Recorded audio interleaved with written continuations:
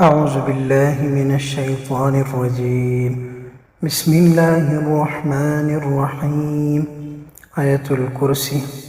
الله لا إله إلا هو الحي القيوم لا تأخذه سنة ولا نوم له ما في السماوات وما في الأرض من ذا الذي يشفع عنده إلا بإذنه يعلم ما بين أيديهم وما خلفهم ولا يحيطون بشيء من علمه إلا بما شاء وسع كرسيه السماوات والأرض ولا يؤوده حفظهما وهو العلي العظيم.